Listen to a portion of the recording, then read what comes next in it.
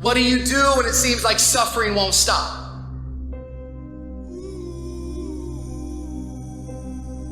What do you do when it feels like your pain doesn't have a point? What does it do when it feels like your weaknesses continue to worsen? Maybe you've taken a knockdown concerning your finances lately.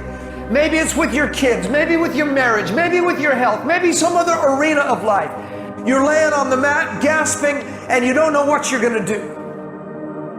People ask you how you are and you say fine, but you're not fine, and they'll never know that.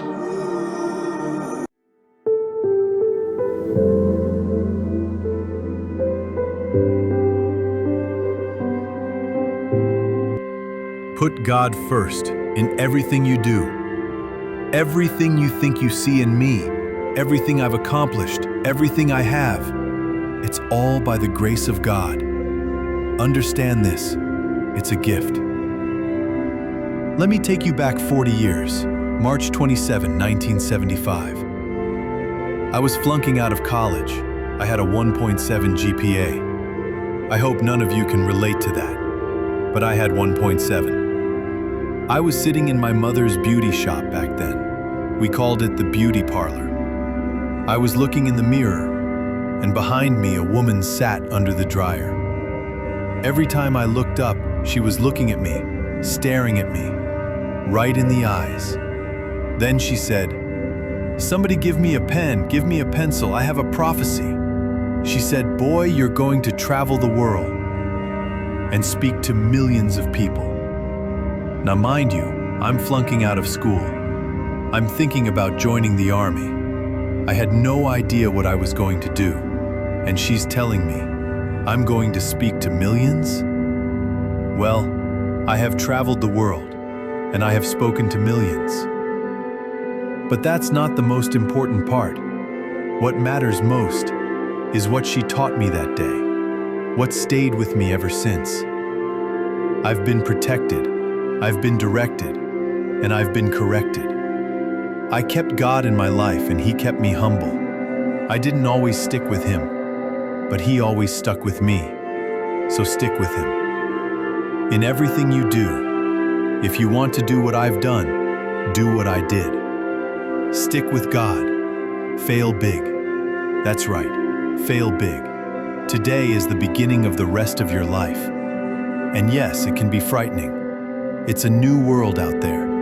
It's a tough world, but you only live once. So do what you feel passionate about. Take chances, professionally, personally, boldly. Don't be afraid to fail. There was an old IQ test, 9 dots. You had to draw 5 lines without lifting your pencil. The only way to do it was to go outside the box. So don't be afraid to go outside the box. Don't be afraid to think outside the box. Don't be afraid to fail big, to dream big. But here's the key. Dreams without goals are just dreams. And they'll eventually fuel disappointment. So yes, have dreams, but also have goals. Life goals, yearly goals, monthly goals, daily goals. I try to give myself a goal every day.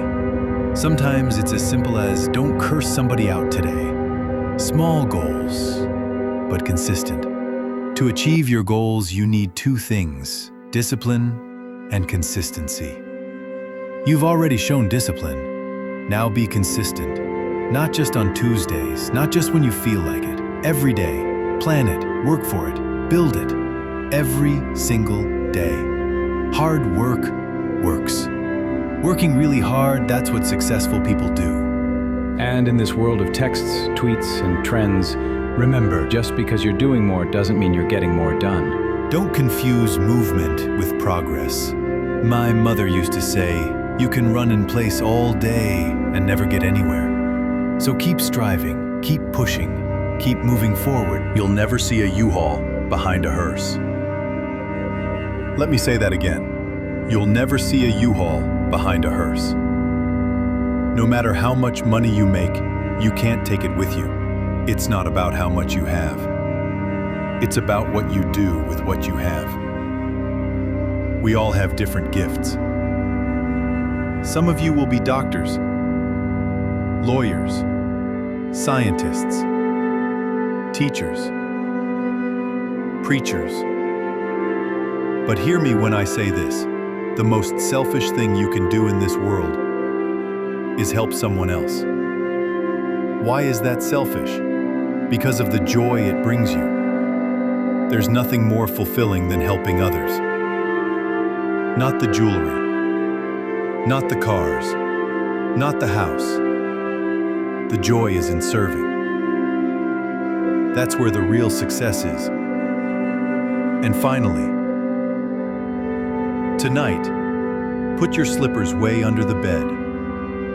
So when you wake up in the morning, you'll have to get on your knees to reach them. And while you're down there, say thank you. Thank you for grace. Thank you for mercy. Thank you for wisdom. Thank you for parents, for love, for kindness, for humility, for peace, for the blessings I don't even see yet. Thank you in advance for what's already yours. That's how I live my life. That's why I am where I am today. True desire in the heart for anything good is God's proof to you that it's already yours. Let me say that again. True desire in your heart is God's whisper, His sign that you're meant for it. That itch you feel, that thing you know you're supposed to do, that passion, it's not random. It's a signal. Claim it. Work for it. Go get it. And when you get it, reach back. Pull someone else up. Each one, teach one.